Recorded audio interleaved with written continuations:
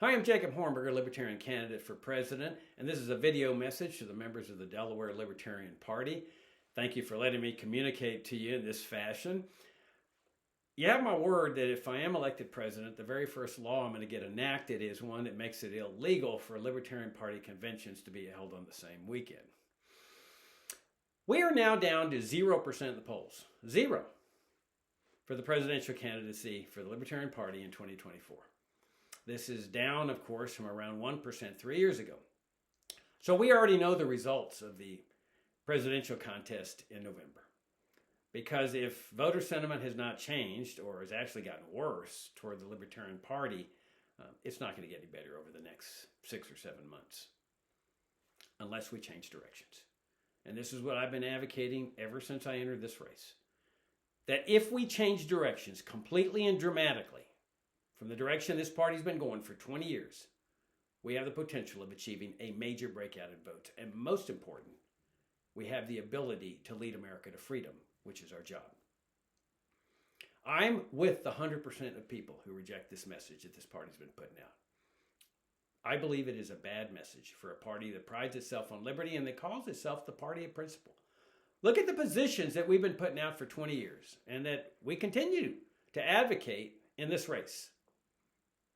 Social Security reform, opt-out plans, 25-year plan for phasing out Social Security, which is the crown jewel of American socialism, displaying a lack of faith in freedom through the immediate repeal of this socialist program, on the claim that, there'll be people dying in the streets if we achieve freedom through the immediate dismantling of these socialist programs like I favor, as well as Medicare. The idea is we got to keep Medicare and Medicaid to get votes, Jacob, and then have health savings accounts or direct medical care or some other kind of reform that purports to fix this system. School vouchers, another example. It has become a predominant sentiment of the party despite the fact that it's based on the initiation of force, just like Social Security and Medicare are, and violates the core principle of our party as well as the pledge that we all take as a condition for joining the party. And then, of course, there's immigration controls. All of my opponents in this race are going with the flow, 20 years of supporting immigration controls, the government, vesting the government with the power to control the peaceful movements of people across borders. Where's it gotten us? 0%. Zero.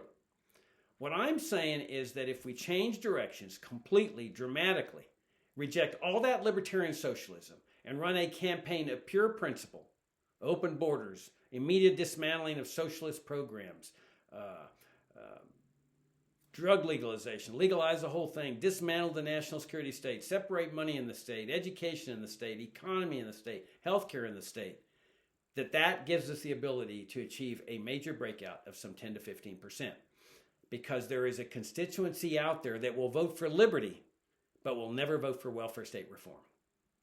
20 years ago, I ran for a U.S. Senate in Virginia against one of the most popular governors in the history of the state, John Warner, chairman of the Armed Services Committee. I knew that I wouldn't get one Republican vote, and I didn't care.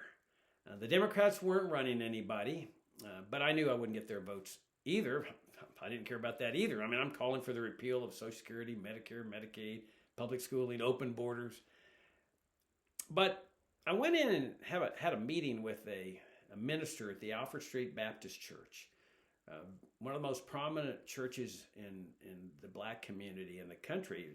Peterson was elected to the African American Hall of Fame. And I said, Pastor Peterson, he didn't know me from Adam, and he knew I didn't have any money. But I was relying on the power of libertarian principles. I said, this is what I stand for. Open borders. What we're doing to people on the border violates God's second greatest commandment. Thou shalt love thy neighbor as thyself, as Jesus Christ enunciated. And I want to get rid of the welfare state entirely. It's created this mindset of dependency among people. Legalize drugs, all drugs. This drug war is the most racist government program since segregation. Bring all the troops home. And well, at the end of this conversation, he said, Mr. Hornberger, I'm going to endorse your candidacy. It's one of the biggest honors I've ever received. And he said, I want you to take this letter of endorsement to every black minister in the state. You tell them I'm endorsing you. And I did. And I ended up with 7% of the statewide vote. And I also targeted Hispanic families. I said, I want to open the borders. And I asked them, spread the word.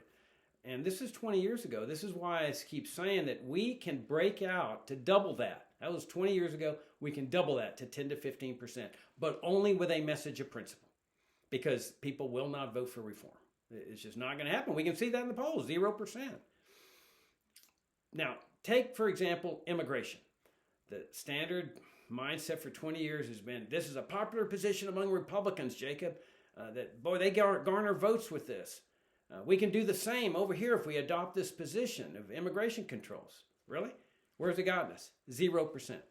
Because every single proponent of immigration controls is going to vote for Donald Trump if he's right wing. If he's left wing, he's going to vote for Biden or Bobby Kennedy. He's not ever going to waste his vote on a libertarian. Why would he waste his vote when the real enchilada on immigration is Donald Trump? Take my position of open borders. I garner the vote of every single migrant family in this country. Millions of people who are horrified by what's going on along the border, and 80 years of death, suffering, concertina wire, police state. They're just looking for leadership and a viable alternative, and we have it in this party. That this is how we lead, by taking the right position, and at the same time we garner the votes of all of these people.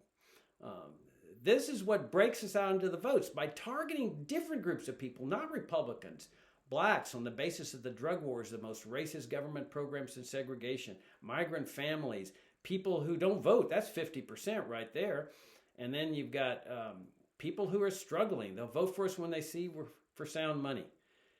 To lead America out of this morass, we need to put our own house in order. And that's what I'm advocating, to restore the sound founding principles of liberty of this party, run a presidential campaign accordingly, and let's lead America as libertarians. I'm Jacob Hornberger, Libertarian candidate for president. Thank you again.